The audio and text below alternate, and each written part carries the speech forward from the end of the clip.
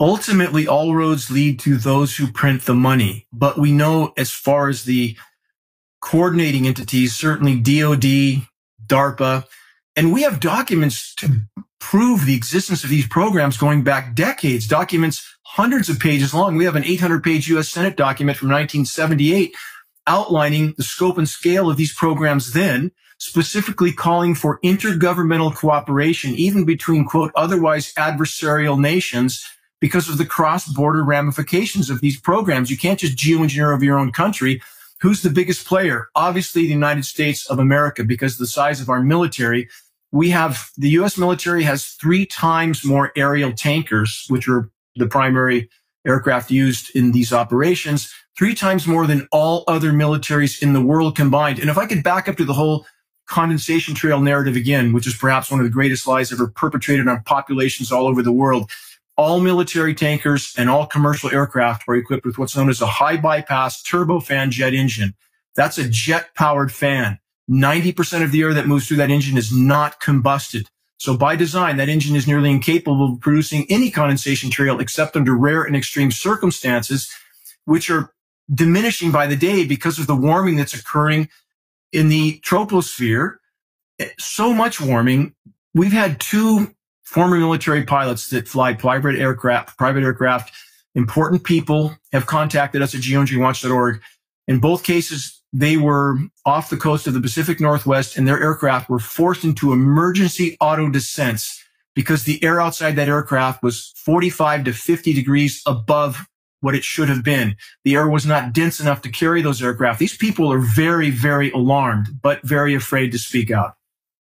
Well, that's an amazing fact. And it points up something that I think is indisputably true, which is that the climate is changing. Why it's changing is a whole separate set of debates. Of course, it's always changed. Climate engineering alone, though, if I could elaborate, climate engineering alone, and I'm not negating the other sources of damage to the planet. We've been very poor stewards.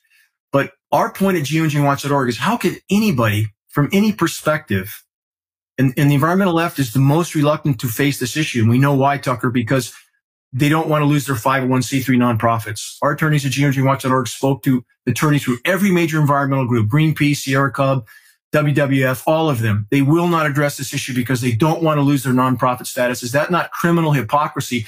So we're stating in the case of trapping more heat than it deflects, causing far more harm than any perceived good, they're simply using it as a weapon under the guise of trying to mitigate the climate.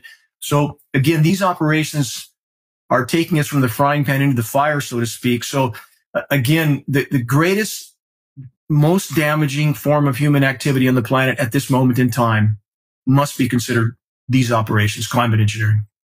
Well, sure. Geoengineering by its very nature is just like textbook hubris, where you think you're God and you're in charge of the weather and the planet. No, you're just some lumpy, furry schmuck living out an incredibly short lifespan with no ability to make anything better because you're not God. The whole mindset is the mindset that gets us to nuclear war. So I'm opposed to it on those grounds. But before we ascend too much higher, let's just come back down a little bit and to the specifics. So where these aircraft seem to be everywhere in the United States, where are they taking off from? Where do these chemicals come from? The aluminum particulate, the rest that you did, the magnesium, all the rest you described. What's kind of the chain that gets us to the stripes in the sky that we see? Aircraft are taking off from countless locations. We're aware of a number of military bases where we know they're deploying from. We also have commercial aircraft with commercial markings that we know are being used in these operations. We know that because we have film footage of these aircraft, retrofit nozzles mounted on the wing pylons. We have up-close photographs aimed into the exhaust jet stream to make this look like, quote, condensation. We are not implicating commercial pilots or personnel, but we are communicating with them. Some commercial pilots that distribute our printed materials in pilot lunchrooms, for example, covertly, because they know their aircraft are being used. These are automated systems. They carry a small payload. You might remember about in the year 2000, the weight of the aircraft became a very big deal, how much luggage you carried on, how much weight you carried on. That appears to be when this was implemented. And we also know that the DoD has leased a significant number of commercial aircraft with commercial markings. Why would the DoD need or want that?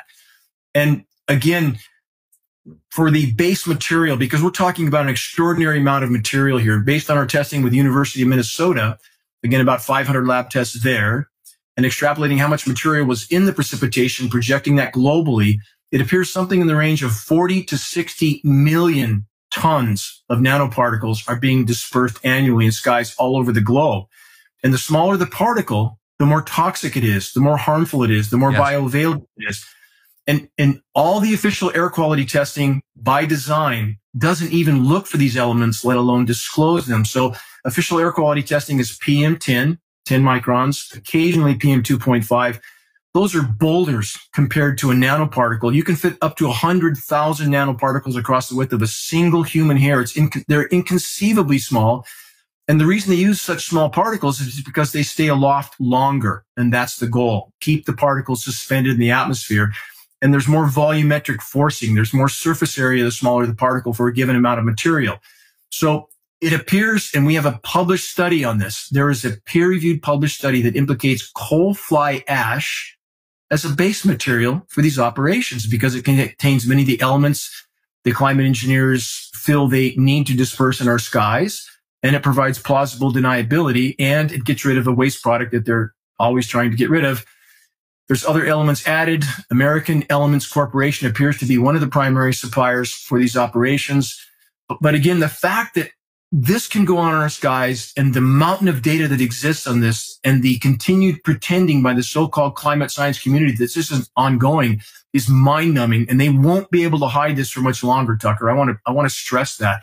These programs will be forced to light. And if I could end with this, when those pretend, again, like the Wikipedia definition you read, that this is some sort of an outlandish conspiracy, let's go all the way back to 1962. 63 years ago, President Lyndon Johnson on film, on the record, ranting like a lunatic. It's the first 30 seconds of the weekly commercial-free, non-political Geoengineering Watch national broadcast we put on radios out of our stations out of our pocket across the country. But the first 30 seconds is this film footage of Johnson stating we had the power to control the world's cloud layer then, and quote, "He who controls the weather controls the world." How far have they come since?